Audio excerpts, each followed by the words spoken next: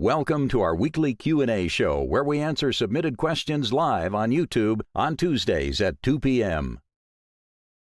Well, thank you everybody for being here, being part of the show. This is a Q&A show that I do every Tuesday, almost every Tuesday, usually at 2 p.m., where I answer questions I've received throughout the week. And I always get a few questions here and there. Ideally, you go to Whitewater Guidebook, find the form, submit them that way.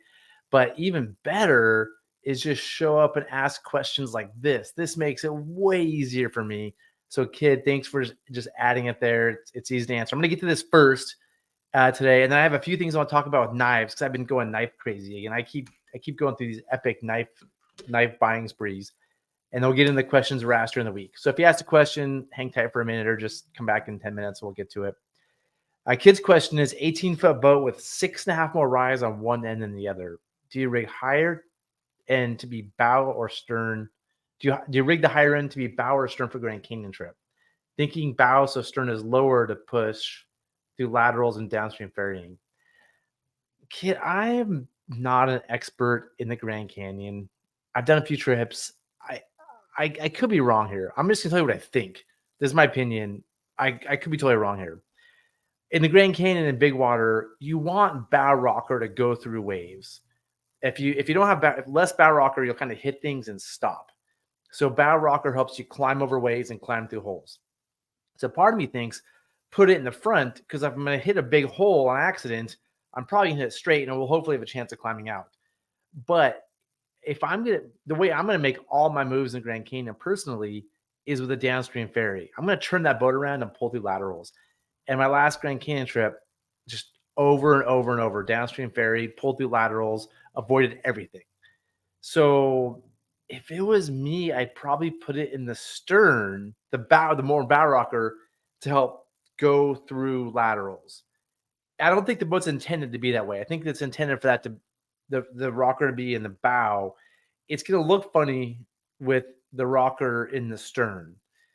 But the way I boat and the way I think is the best way to boat the Grand Canyon is to downstream ferry almost all of those moves, like bedrock, well, except for lava. Lava, you're not going to downstream ferry.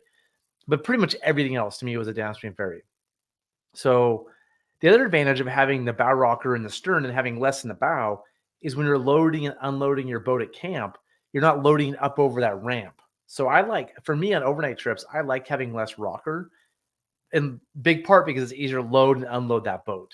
So honestly, if you gave me a boat in the Grand Canyon and it wouldn't matter. I'm fine with it in the bow or the stern. I don't really care.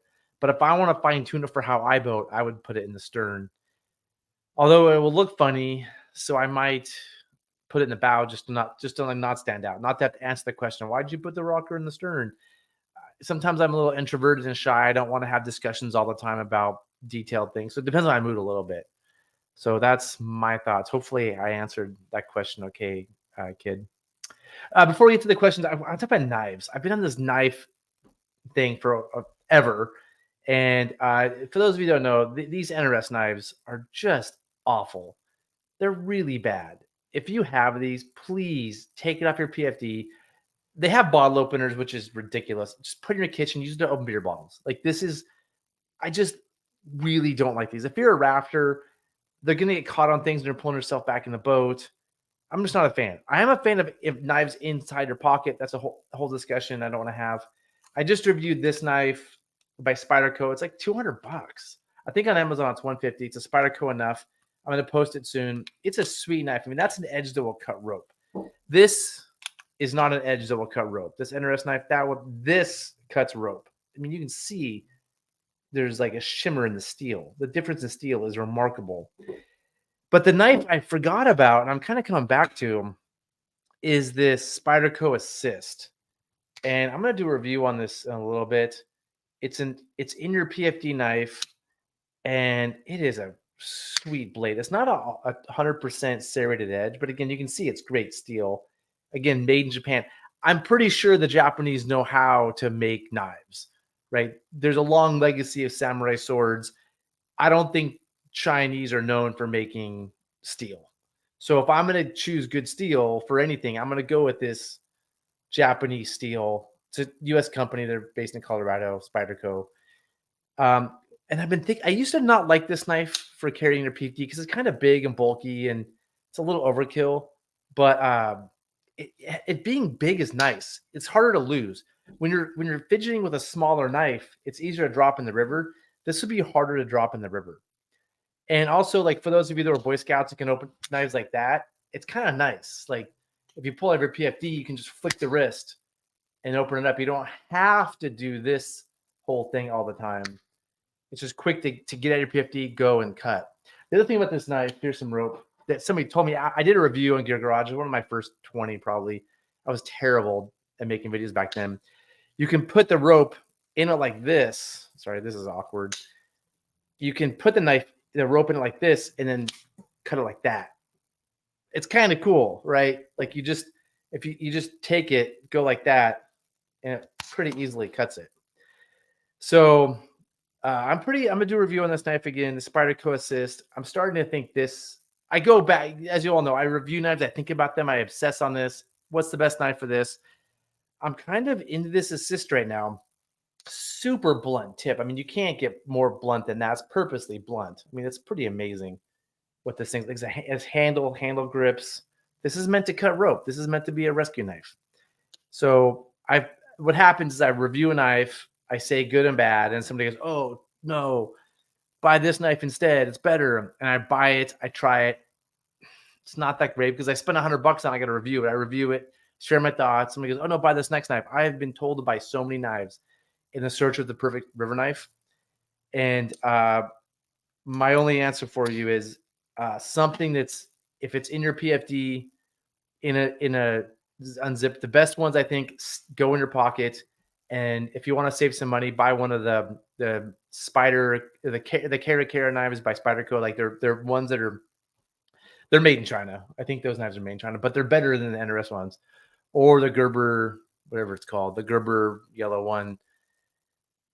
If you want to save money, if you want to spend money, something like this thing is pretty awesome. Okay, I'm gonna move on to the questions people asked. And if you have questions, also add them in the comments. I'll be happy to get to them. We're going to go through some cool stuff today. The first one has to do with grab lines.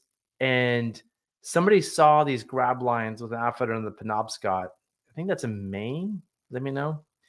Thoughts. So this slide is really cool. They're just pieces of rope. If you look at that left photo, it's just like 1.5 foot of rope with a knot at the end, versus a traditional one that a lot of people are using, like the air handle, where it's a handle you can grab. And my first instinct is I want to hate it because it's not the norm. It's not what we all do. You know, like anything that's new and different and innovative, it's like I want to be a hater. I mean, I really can't see much wrong with this. I don't think this will become an entrapment. I don't think this could get wrapped around an arm. It could maybe. I mean, so I'd probably go a little shorter actually. That knot at the end is nice for gripping. I mean, I think for grabbing, it's just easy to grab that big thick rope and hold on to, versus the handles. The handles in a lot of these rafts, like the one on the right, the air handle, you could theoretically put a hand through there, a foot through there. Although they're pretty snug, they are still. Oh, my volume's off. Really? Does anybody else hear my volume? Let me check. Can somebody else tell me if my volume's off? Blair's saying my volume's off. Are you sure it's not on your end, Blair? Let me check the how do I check this? Let me check my settings, audio, test. It says it's working. Oh, yep, there you go. Thanks, guys. Okay.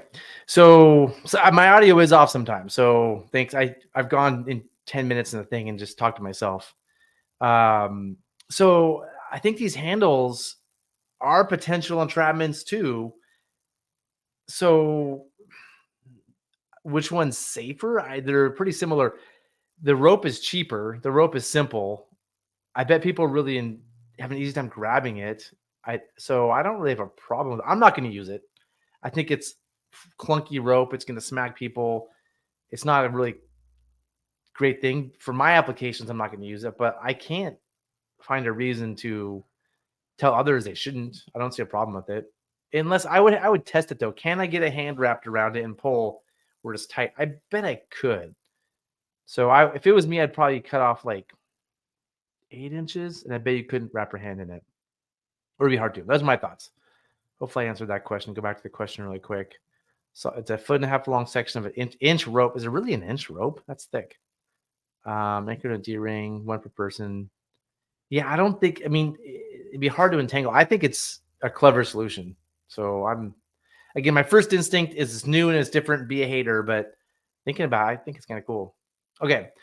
It'd be cool to hear your opinion of the Illinois versus Tuolumne since you ran the T this year. Yeah, so I guided on Tuolumne for 7 years. And I've probably done, 2 trips a week for 7 summers. That's a lot of trips. The Illinois, I've probably only done 25 times, maybe something. And I'm a guide there, so I do it a lot. 25 at the most on the Illinois. So we had on the Tuolumne. I did a Tuolumne trip this summer, and my friend Steve was on that trip, and we discussed this same thing. Which one's more difficult, the Tuolumne or the Illinois? And it's a really good question. And Steve had some good points. And the biggest one was that the Tuolumne is easier to us because we've done it so many times, and usually at like 900 to 1200 CFS. Like I have that river memorized at summer flows. I mean, it's just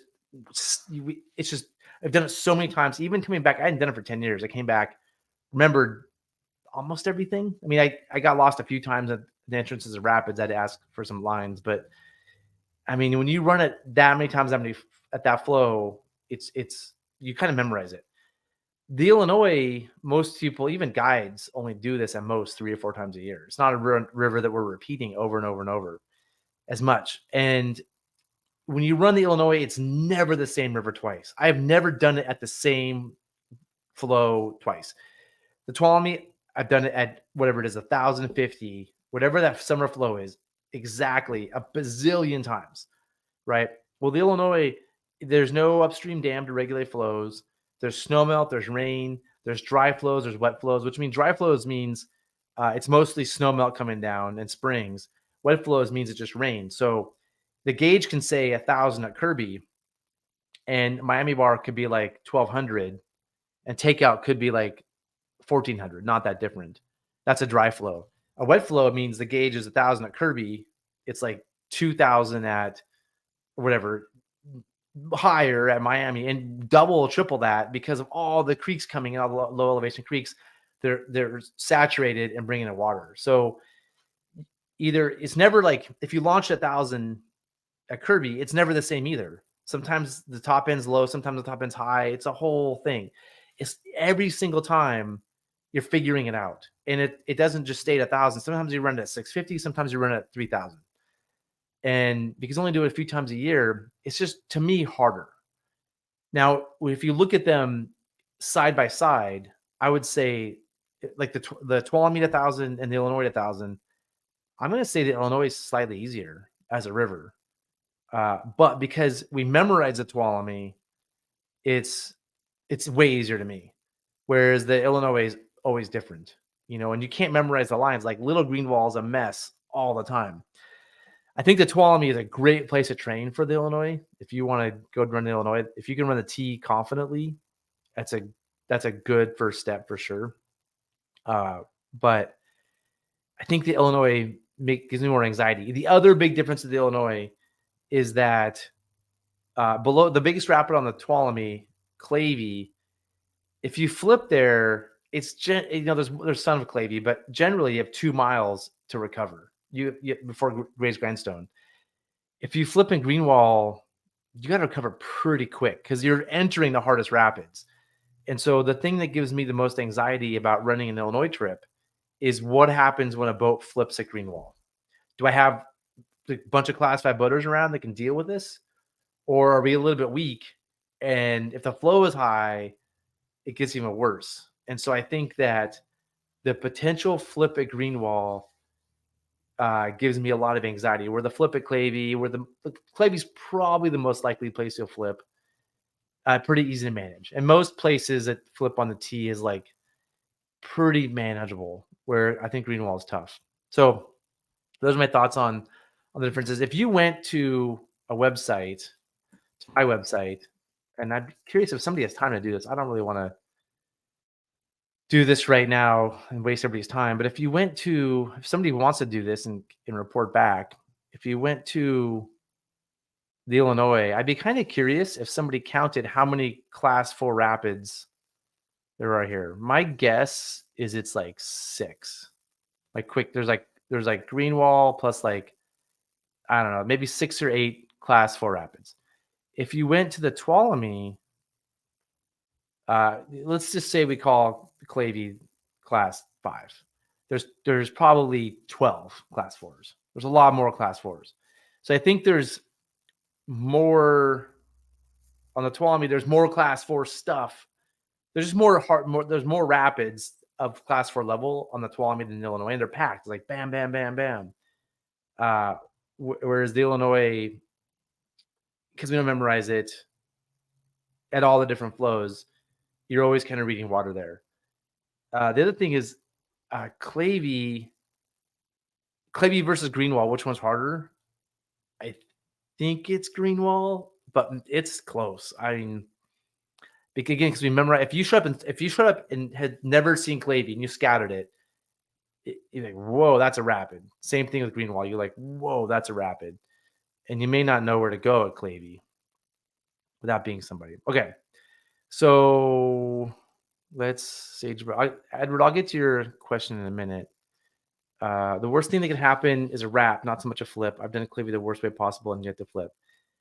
The worst thing that could, it depends on the flow, Sagebrush. At high water, a flip on a tee is, when you wrap, it's definitely a bummer, but your people in your boat are generally accounted for. When you flip, there's a whole mess moving downstream you have to account for. So like a flip on the tee at 6,000 up is pretty messy. And same thing on the Illinois. If you flip it like 2,000 or higher, it's messy. I've seen a lot of flips at Clavey myself. Now it depends on the flows you're doing it at. 1,000, it's really hard to flip there. But when I used to work there, the rapid change. There used to be like this nasty hole to flip a lot of boats. I heard it's easier now, but I've seen a lot of boats flip there like 2,500 and higher. So you can definitely flip at Clavey. You can also, but I've seen, you can wrap at Clavey too. But a high water flipping there was definitely used to be a more of a thing, I think. Yeah, I mean, at 1,200, the worst thing that can happen on the tee at 1,200 is somebody dying. Let's just start with that. Or getting seriously injured. And then next would be probably you're most likely going to wrap, and it's usually pretty manageable. And on the Tuolumne, people do it. It's a day trip all the time. If you have a problem, you can get out that day. Right. And there's some evac trails that are not bad. The Illinois is way more remote. So it's harder to just get out in a day or to hike out. Right. It's like if you have a problem, there's a trail down to Clavey. You could hike out there if you needed to. There is no trail to Greenwall. That whole section from Pine Flat to Silver Creek, there's no hiking out. You could maybe bushwhack it if you were incredibly fit and adventurous and didn't get poison oak and weren't afraid of ticks or rattlesnakes. You could probably get out. But if you have a serious accident on the Illinois, it's probably a helicopter. Where the T, not as likely. Okay. Let's go to this one. Well, let's finish this question. A California progression list like your one for Oregon would be interesting as well. We talked about this before on shows. I can just quickly do it. Start with the class 2 stuff. Lower Mokelumne. There's a bunch of class 2 stuff. The Russian. Depends on the time of year. Summer versus winter too. So we'll just say, including like rain-fed stuff. There's a bazillion class 2 runs in California. It's mind-blowing, and they're amazing. Like, of course, there's a class 2 on the South Fork. There's a class 2 on the lower North Fork American. There's the part on the lower American. There's so much stuff in the Coast Range, like the Russian, the Eel, to find like class 2, easy class 3. So many cool class 2 things to experience there. Class 3, probably the South Fork American is the classic. The Merced's a little harder. The Kings is in there. And then we'll move up to like class 3-4 stuff. Maybe like the lower Kern. Um, uh, um, higher water South Fork American, the lower part of the Cal Salmon below, I think, the Butler section, the Pillsbury Run and the Eel. There's some stuff on the North Yuba, South Yuba, Edward to Purdon, Washington to Edwards. Edward to Purdon, Washington Edwards is like 3+4. And then a solid 4, I would say like North Fork American, Tuolumne, the more difficult parts of the North Yuba. The lower, you could put the lower Kern maybe in there. It's like 4-ish. The Kuya, yeah. And then the class 5 is Cal Salmon, Forks of the Kern, Giant Gap, Cherry Creek. So if I have time, I'll make a list, but that's my quick list. Okay. Let's get to this one. Can we talk about cats and how to get into it? I only wrap the cats that cool in the water. Definitely like the wing 11 foot, but I'm looking at 12 foot high side or 14 foot. Yeah, I mean, Edward, you just buy one and make some friends and you go. I'm not sure how else to tell you to get into it. But let me say, buy one, make some friends, get some training, whether that's rescue training, first aid training, maybe take a class, just learn some things. Like I made a bazillion, if you want to watch my videos, made a bazillion videos, learn how to push and pull and downstream ferry. Don't just get into pushing. And then go. You got to have some friends and just go do it. You get better by doing it. Hopefully that helps. I don't really have any good advice for you. If you tell me where you live, I can maybe give you a little bit more advice. I probably wouldn't go with the 14 foot though. The 14 foot, I said 12 foot high sides, cool. I probably wouldn't go with that It's just like bigger boats are harder for day trips, and it's just more to carry, to put in, carry to take out. It's a lot of boat to manage. Like a little 11, 12 foot boat, maybe the 12 and a half SOTARs are a staple. Maybe go, I think it's a 12 and a half. It's good for almost everything. I would not go 14 foot boat, but let me look really quick at this high side 12 foot. I didn't know high side had 12 foot. 12 foot cat. Nimbus 12. I said I really like their boats, so I'm probably gonna like this. And let's go to, where are we at? Nimbus. Yeah, that looks like a sweet boat. Yeah, it looks like there's not too much rocker. I think some of the newer boats put too much rocker on them, and they can't hold an angle. Like they're nimble enough; they don't need tons of rocker. So that looks like a sweet boat. Yeah, I'm a fan. Lots of D-rings, frame Schaefers, triple bonded seams. Looks like people getting rad in the photos. Look at that. They're getting really rad. Yeah. I think this 12 foot is sweet. I would definitely be stoked on that boat. Okay. Oh, here we go. Oh, man. Thanks, Cody. Let me go. So, per the book, there's 10 class 4 rapids on the Illinois. Okay. How many on the T? There's more. There's probably, I'm going to guess there's 12. And hold on. 18, 22. Hold on. Let's not use the book. The book, do I have it here? The book is awesome, but it overrates things. The book also says don't run it above 15, 1600, I think, too. I think the book is cool. It's a little dated. 18, I'm trying to remember, 22, 24. I bet a few of those we call 3+ now. I don't know which ones. Rapid 108. Which ones are those? On the California list. Lower Klamath. Yeah, that's a great one, BJ. Class 2, 3. No one in the Arctic cat. Super rare. Yeah, it's awesome. I'm also, lately, I've been rowing my raft and having a great time. And some advantages to a raft are you can bring a friend really easily. We find in our rowing schools when we have both rafts and cats, people really enjoy the rafts more. Like we have a hard time selling. Like I own a bunch of cats for our rowing schools that nobody uses anymore. So I'm gonna say, don't discount rowing your raft. I mean, it's you if you already own one. I mean, the cats surf better. The rafts surf better in pour overs, but I mean, yeah, cats are fun too. I mean, yeah, it looks sweet. 13-foot legend. Yeah, exactly. Like I think people buy these cats that are too big. The 12 and a half for that legend, if I remember right, is the sweet spot. Like I have the 11-foot legend and the 12 and a half foot legend and the 11-foot wings. I never take, I still have two 11-foots and a 12 and a half. I still rarely take the 12 and a half out. It's just so much boat to move. It's just like, and on the water, it's just heavier. When those 11-foot cats, they're super light. They're nimble. You can move them around. They're not as forgiving. They're a little more likely to flip, but you can move them around way better. You can stop on a dime.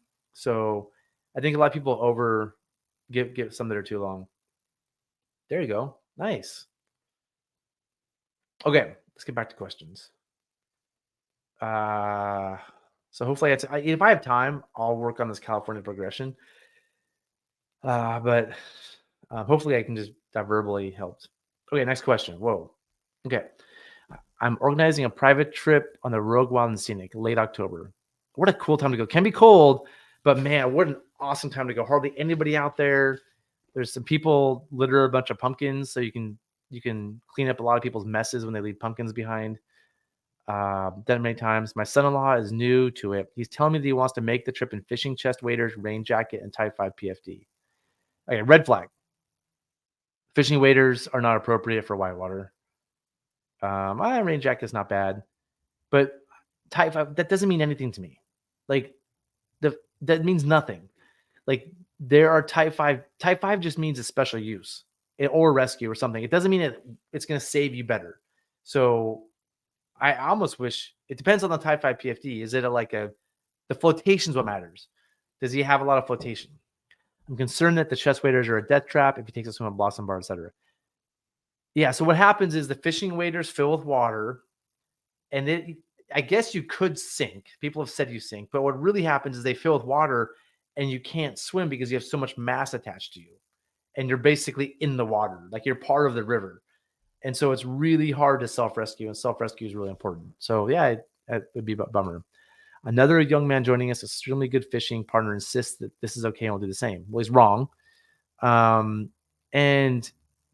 I don't know, are they wearing waders because they want to wade out in the river or fish, or because that's all they have? It may be because that's all they have and they want to be warm. But if they want to wear waders, or they just they fish, so they got to wear their waders. Like I've never that I can remember ever seen, and I don't fish. I don't pay attention to fishing people, anglers. I don't think the Rogue is a river you wade into fish. Like I can see that on the other rivers that are different. I just don't think waders are an important part of fishing on the Rogue. And if I'm wrong, tell me. I just think people like their outfits. Like they have these $300 waders they wear. They maybe put on 8 times a year, and they got to wear their waders because they bought them. They're like a certain brand. They're like Orvis. So they got to wear their Orvis waders. Like this is kind of ridiculous. I don't think they need their waders. All right. Anyway, let me finish this. I am whitewater rescue certified. Okay. And I've taken some gnarly swims in both my neoprene and dry suit. What does it mean to be whitewater rescue certified? I don't think you're whitewater rescue certified. In fact, if you've taken a whitewater, unless you've taken some very crazy class that I don't know about, when you take a rescue class, a swiftwater rescue class, you get a participation card. Nowhere on there does it say you're certified. It just says you completed this class. Nobody out there is certified. Maybe Rescue 3 certifies some people. I don't think so. They're called whitewater rescue technicians. But they're not certified. So you've taken a class and you've participated in the class. I don't think you're certified. Maybe I'm wrong. If you're certified, let me know. Show me your card. I'd love to see your certification card. Okay. I'm taking all these swims in both my neoprene and dry suit. I've never been more terrified than I slipped into the chutes and my chest waders filled even my belt. Yeah. It's legit. My Question is, do I insist on no waders, swim in your skivvies for all I care, but I will not take you if you insist on wearing chest waders, even the top rated vest? Okay, just go back to the vest. Type 5 is not top rated. It is a type of vest. The top for them, they should be wearing the most flotation over their rating. Okay, so just don't wear chest waders. Okay, I mean this. Okay, I'm not triple leader, just a grumpy old man. Do I just shut up? Okay, it depends.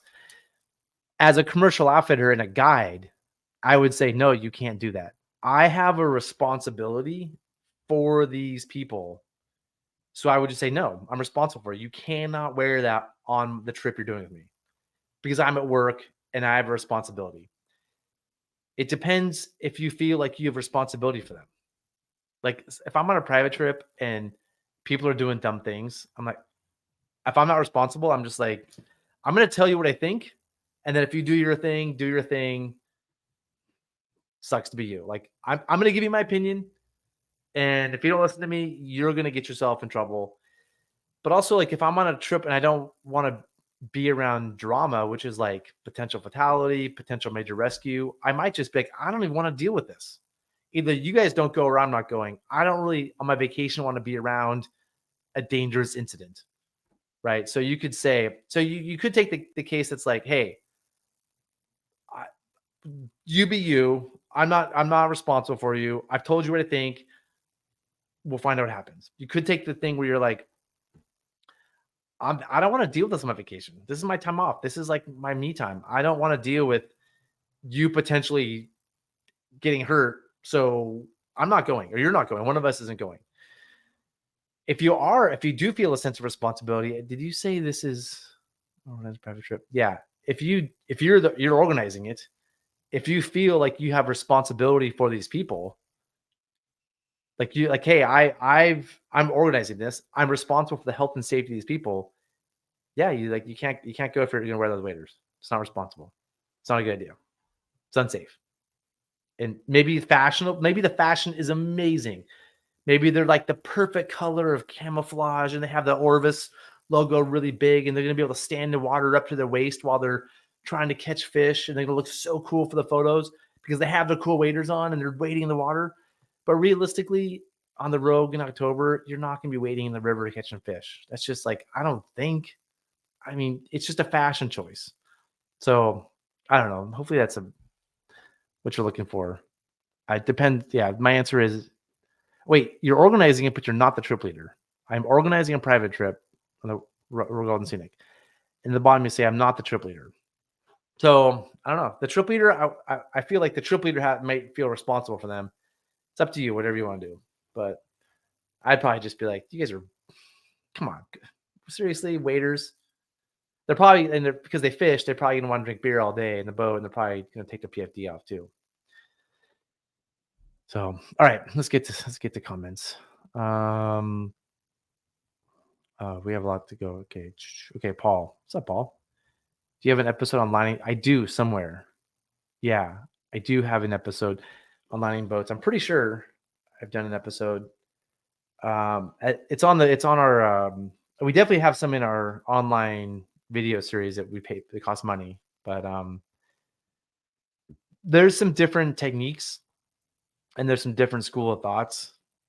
I think the number one rule is just don't get caught up in the rope management. Keep that rope tight, keep it coiled, let some out, get it back in. Just really focus on rope management. I like to row my raft on my cat. I feel like a ninja. Pretty much, yeah. Yep. Cats are pretty cool. I really, yeah. If I'm gonna run something where I'm a little nervous, I'll probably run my cat. Where if I'm just kind of goofing off, like when I first started rowing the wind, I'd row the cat. But now that I'm done it a million times, I love rowing the rafts down. But if I was to go do a new run that I haven't done, I'd probably row the cat. Only time for waders on the San Juan. You basically only Powell. Yeah. Fishing waders, bad idea. Thanks, everybody. This really helps too. Like I have opinions and I shared them, but for those of you watching can also share your opinions. It will help this person make a decision. The waders are good for gravel bar areas. I fish in a dry suit or some trunks now. Yeah. Yeah. So there's like when you when you take a rescue class, you're just participating. You're taking a class. There's no statement of your ability. Like they may have a test for you to take at the beginning or the end. They might like make you do something, but they're just signing participation cards. You were there. You listened. You did some things. They're not. Yeah, there's just like I just took a class. I heard some things. That's it. What are your favorite 5 campsites on the road for sun or rain? Oh, if I tell you my favorite campsites, you're going to camp there, and then I'm going to be fighting you for my favorite campsites. It's a trick question.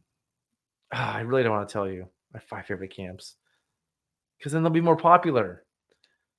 All right, here we go. This is painful. I really don't want to share these. Oh, this hurts. But I'm going to do it. Wildcat, night 1. Everything else, to me, night 1 is the same. I like Wildcat mainly because there's no toilet there, and so there's less competition for it. But I went for Wildcat a few years ago, and somebody was there, so we had to go down to Jenny. So Wildcat.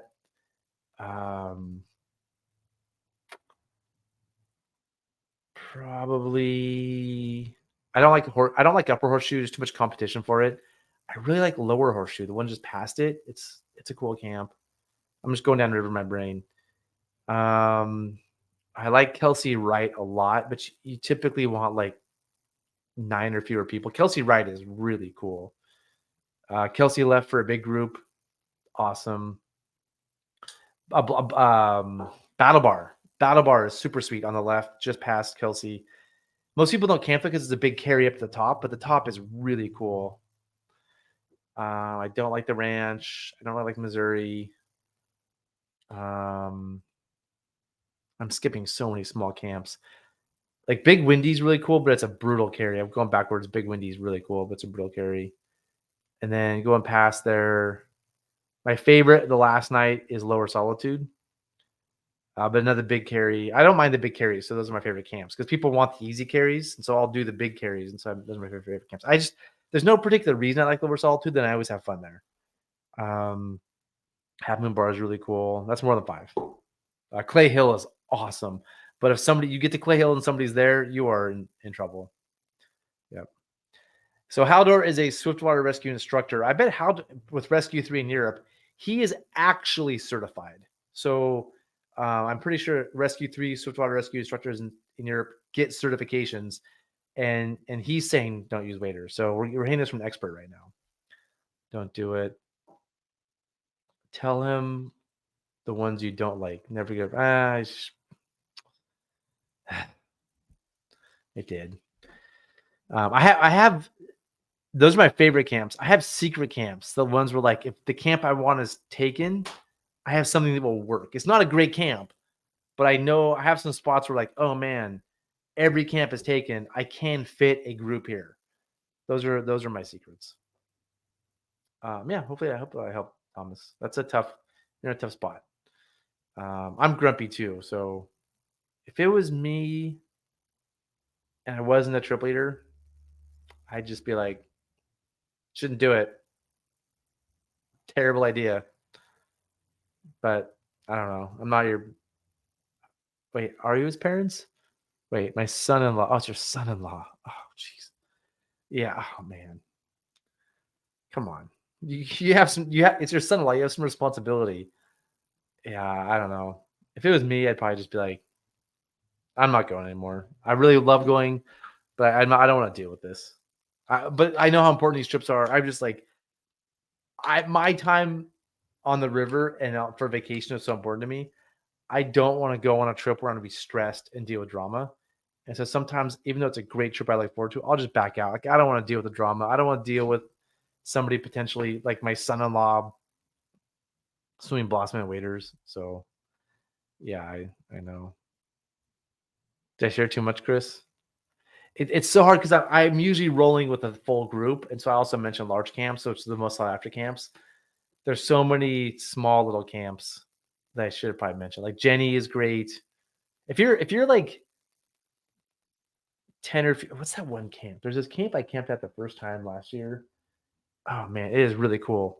I don't remember the names. I don't remember the names of the small camps, but like if you're 10 or fewer people, there are some really cool camps that people don't talk about. And Quail Creek. I used to go by that all the time. I'd see people up there and be like, oh man, they are baking in the sun. That looks miserable. It doesn't look like any fun, but it's actually pretty cool. Like a lot of cool campsites. And then just a short walk to this beautiful pool where you can just sit in the shade and swim, and just awesome. So Quail, so like 10 or fewer people camps. Um, the first night they're all kind of big. I think there's a couple small camps, but nothing of note. Um, like small person camps. Quail's cool. Kelsey Wright's cool. East Creek is really cool, especially if you like stop, hike up East Creek, and then just float down. Like the people don't want to hike, just float down, have them camp on the left.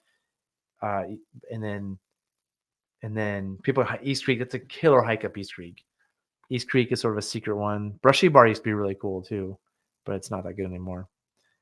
And yeah, those are the good ones. Hopefully that helps. Well, everyone, I think that's a show. Thank you all for adding the questions in at the end and for submitting questions. It helps me. I don't know. I enjoy doing this and having questions I can answer, and it makes me feel competent. I really like it. So it really makes me feel good about myself to get questions and then do my best to answer them. I am wrong all the time, and I don't know what I'm talking about half the time. So take what I say with a grain of salt. These are just my opinions based on my experience.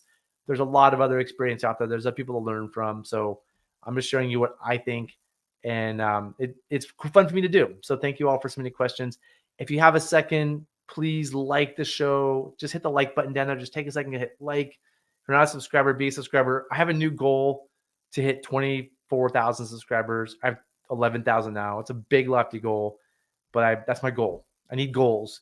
So I'm going to try to get to 24,000 subscribers. You can help right now by subscribing and make me feel good about myself. And yeah, that's the episode of the Tuesday show. We'll see you next week.